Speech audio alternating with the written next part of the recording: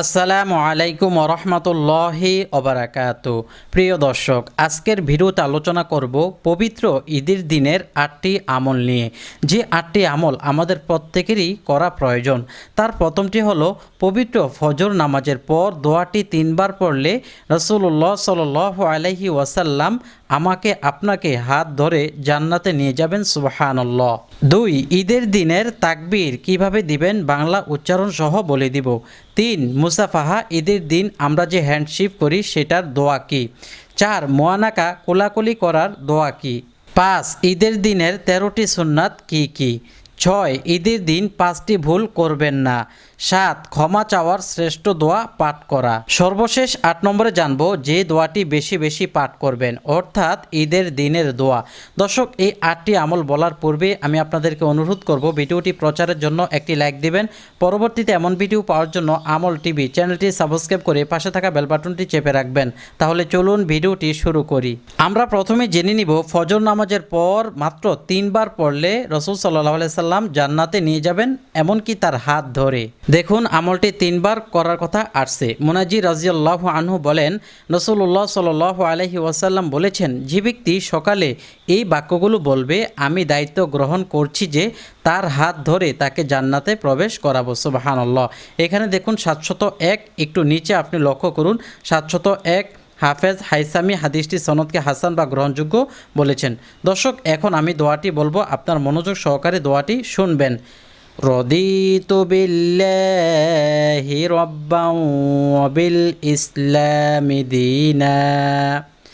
দীনাও ওয়া বিমুহাম্মাদিন নাবিয়্যা। প্রিয় দর্শক, এখন শিখে নিব ঈদের দিনের তাকবীর বাংলা উচ্চারণ সহ। দর্শক, আপনি ঈদগাহে যাওয়ার সময় এবং আসার সময় এছাড়াও যখন তখন এই তাকবীরে তাশরিকটি পাঠ করবেন।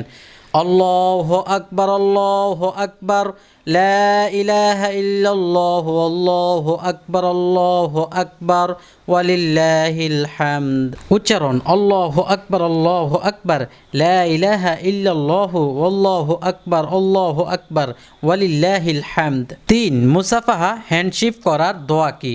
মুসাফাহার দোয়া, যখন দর্শক মুসাফা করবেন তখন 2 হাত আপনি এইভাবে চেপে ধরে করবেন, অর্থাৎ 2 হাত দ্বারা করবেন, এক হাতে করবেন না এবং ঝাঁকি দিবেন না। তখন এই দোয়াটি পাঠ করবেন, ইয়াগফিরুল্লাহু লানা ওয়া লাকুম। 4 নম্বরে শিখব মোয়ানাকা, অর্থাৎ কোলাকুলি করার দোয়া কি। মোয়ানাকা করার দোয়া, আল্লাহুম্মা জিদ মুহাব্বাতি লিল্লাহি ওয়া রাসূলিক। প্রিয় দর্শক, 5 নম্বরে জানবো ঈদের দিনের 13টি সুন্নাত কি কি, যা নবীজি সাল্লাল্লাহু আলাইহি ওয়াসাল্লাম আদায় করতেন। ঈদের দিন 13টি সুন্নাত: খুব ভোরে ঘুম থেকে ওঠা, 2, মিসওয়াক করা, 3, ভালোভাবে গোসল করা যেমন মানুষ ফরজ গোসল করে থাকে, 4, নতুন বা উত্তম পোশাক পরিধান করা, 5, শরীয়ত সম্মত সাজসজ্জা করা, 6, সেন্ট বা আতর লাগানো, 7, ঈদের দিন কোরবানির গোশত দিয়ে প্রথম খানা খাওয়া, 8, আগে আগে ঈদগাহে যাওয়া, 9, পুরুষ মহিলা সকলে তাকবীর দেয়া, তবে মহিলারা আস্তে আস্তে তাকবীর দিবে, 10, কোরবানিদের নামাজে একটু তাড়াতাড়ি পড়া, 11, পায়ে হেঁটে ঈদগাহে যাওয়া, 12, ঈদগাহে নামাজ পড়া, সমস্যা হলে বা বৃষ্টি হলে মসজিদে পড়বে।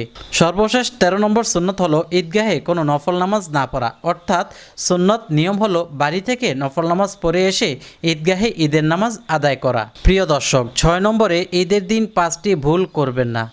প্রিয় দর্শক, 6 নম্বরে এমন একটি বিষয় বলবো যে বিষয়গুলো আমাদের মুসলমান হিসেবে উচিত নয়, আর সেটি হলো ঈদের দিন 5টি ভুল করবেন না। 1, জবাইয়ের সময় পশুর কাছে না থাকা। সুন্নাহ নিয়ম হলো জবাইয়ের সময় পশুর কাছে সকল শরীকদের থাকা। অনেকেই বলে থাকে, তুমি যাও, আমি পরে আসতেছি, আমি খাবার খাইতেছি, আমার একটু কাজ আছে, এরকম না বলা। 2, গরু বানানোর জন্য কাউকে বিনিময়ে গোশত দেয়া, তবে আপনি টাকা দিতে পারবেন। এটা হলো বড় ধরনের ভুল, আপনার কোরবানিকে নষ্ট করে দিবে। আপনার পাশের কোনো ব্যক্তিকে বললেন যে আমার গরুটাকে তুমি ধরতে হবে, মানে একটু খালাতে হবে বা কাজ করতে হবে, তখন কাজের বিনিময়ে তাকে 2-4 কেজি গোশত দিয়ে থাকে। এটা ভুল, এটা দিলে কোরবানি হবে না। সুতরাং এই ভুল থেকে আমাদের বেঁচে থাকতে হবে। 3, গান বাজনা নিয়ে আনন্দ করা। পবিত্র ঈদের দিন মুসলমানদের একটি পবিত্র দিন। পবিত্র দিনে অপবিত্র কাজ করা যাবে না। আর অপরদিকে আমরা যদিও খুব আনন্দ, কিন্তু আমাদের মৃত ব্যক্তিরা, পিতা মাতা, দাদা দাদি, নানা নানি যারা অন্ধকার কবরে, তারা অনেক কঠিন অবস্থা আছে। আমরা আমাদের আনন্দের পাশাপাশি তাদের জন্য দোয়া করব, আর বিপরীত দিকে আমরা গান বাজনা নিয়ে আনন্দ করব না। 4, ছেলে মেয়েকে যেখানে সেখানে ছেড়ে দেয়া। অনেক মা বাবা এই খবর রাখে না তার ছেলে তার মেয়ে ঈদের দিন কোথায় যাচ্ছে। খবর না রাখার কারণে ছেলেরা অনেক খারাপ কাজে জড়িয়ে যায়, নেশাগ্রস্ততার কাছে চলে যায় বা অনেক দূরে চলে যায়। আর মেয়েরা অনেক ছেলেদের সাথে অবৈধ সম্পর্ক গড়ে তোলে বা অনেক জায়গায় সাক্ষাৎ করতে যায়। এর জন্য পিতামাতাকে কিয়ামতের দিন অবশ্যই জবাবদিহি করতে হবে। 5, জোর করে সালামি করে টাকা আদায় করা। অর্থাৎ কেউ আপনাকে বলেনি সালামি করতে, আপনি কৌশলে তাকে সালাম দিয়ে তার পা সেলাম করে তার কাছ থেকে আপনি টাকা দাবি করলেন, অথচ ওই ব্যক্তির মন থেকে সে টাকাগুলো দেয় নাই। এই সমস্ত টাকা আপনার জন্য হালাল হবে না। 7 নম্বরে জানবো গুরুত্বপূর্ণ একটি দোয়া, তা হলো ক্ষমা চাওয়ার শ্রেষ্ঠ দোয়া পাঠ করা। সাদ্দাদ ইবনে আউস রাদিয়াল্লাহু আনহু বলেন, রাসূলুল্লাহ সাল্লাল্লাহু আলাইহি ওয়াসাল্লাম বলেছেন, এই দোয়াটি সাইদুল ইস্তিগফার বা আল্লাহর কাছে ক্ষমা চাওয়ার শ্রেষ্ঠ দোয়া। অর্থাৎ এই দোয়ার উপরে আর কোনো দোয়া নাই যেটা দ্বারা আল্লাহ তাআলার কাছে ক্ষমা চাইবে। যে দোয়াটি আমি একটু পরে আপনাদেরকে শুদ্ধভাবে পাঠ করে শোনাবো। যে ব্যক্তি এই দোয়ার অর্থের প্রতি দৃঢ়ভাবে বিশ্বাস রেখে, অর্থাৎ তার অর্থটির দিকে খেয়াল রাখবে, আমি আপনাদেরকে অর্থটিও বলবো, এই অর্থটির দিকে বিশ্বাস রেখে দিনের বেলায় তা পাঠ করে সকালে পাঠ করবে, সে যদি ওই দিন সন্ধ্যার আগে মারা যায় তাহলে সে জান্নাতি হবে। সুবহানাল্লাহ। আর যদি কেউ এই দোয়ার অর্থে সুদৃঢ় ইয়াকিন ও বিশ্বাস রেখে রাতে তা পাঠ করবে, সে যদি ওই রাতে সকালের আগে মারা যায় তাহলে সে জান্নাতি হবে। সুবহানাল্লাহ। তাহলে চলুন এখন আমরা সাইদুল ইস্তিগফারটি শুদ্ধভাবে শিখে নিই। আল্লাহুম্মা আনতা রাব্বি লা ইলাহা ইল্লা আনতা খালাকতানি ওয়া আনা আবদুকা ওয়া আনা আলা আহদিকা ওয়া ওয়া'দিকা মাস্তাতা'তু আউযু বিকা মিন শাররি মা সানা'তু আবুউ লাকা বিনি'মাতিকা আলাইয়া ওয়া আবুউ লাকা বিযামবি ফাগফিরলি ফাইন্নাহু লা ইয়াগফিরুয যুনুবা ইল্লা আনতা। দর্শক, এখন আপনারা অর্থটি মনোযোগ দিয়ে শুনুন। হে আল্লাহ, আপনি আমার প্রভু, আপনি ছাড়া কোনো ইলাহ নেই। আপনি আমাকে সৃষ্টি করেছেন এবং আমি আপনার অনুগত দাস। আমি আপনার কাছে প্রদত্ত অঙ্গীকার ও প্রতিশ্রুতির উপর রয়েছি যথাসম্ভব।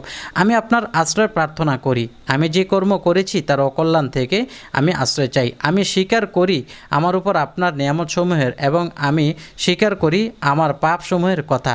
অতএব আপনি আমার পাপসমূহ ক্ষমা করে দিন, কারণ আপনি ছাড়া কেউ আমার পাপ ক্ষমা করতে পারে না। কত সুন্দর একটি অর্থ। সুবহানাল্লাহ। প্রিয় দর্শক, সর্বশেষ 8 নম্বরে যে দোয়াটি শিখব, এই দোয়াটি বেশি বেশি পাঠ করবেন, অর্থাৎ ঈদের দিনের দোয়া। প্রিয় দর্শক, ঈদের দিন হলো মুসলমানদের আনন্দের দিন, আর আনন্দের সময় এই দোয়া নবীজি সাল্লাল্লাহু আলাইহি সাল্লাম পাঠ করতেন। আলহামদুলিল্লাহিল্লাযী বিনি'মাতিহি তাতিম্মুস সলিহাতু। উচ্চারণ আলহামদুলিল্লাহিল্লাযী বিনি'মাতিহি তাতিম্মুস সলিহাতু। সমস্ত প্রশংসা সে আল্লাহর জন্য যার করুণায় সৎ আনন্দসমূহ সম্পূর্ণ হয়। দর্শক, কেন আনন্দ? আমরা একই দিনে আনন্দ করছি, আর একই দিনে হাসপাতালের বেডে আইসিইউতে অনেক রোগী কান্না করছে, অনেক পেশেন্টের লোকেরা সেখানে বসে আছে, তাদের ঈদ নাই, তাদের কোনো আনন্দ নাই, কিন্তু অপরদিকে আমরা আনন্দ করছি। এই জন্য আল্লাহ তাআলার কাছে শুকরিয়া জ্ঞাপন করে আমরা এই দোয়াটি বেশি বেশি পাঠ করব। দর্শক, পুরো ভিডিওটি যদি ভালো লাগে তাহলে একটি লাইক দিবেন। পরবর্তীতে যদি এমন আমলি ভিডিও পেতে চান তাহলে আমল টিভি চ্যানেলটি সাবস্ক্রাইব করে পাশে থাকা বেল বাটনটি চেপে রাখবেন। আসসালামু আলাইকুম ওয়া রাহমাতুল্লাহ।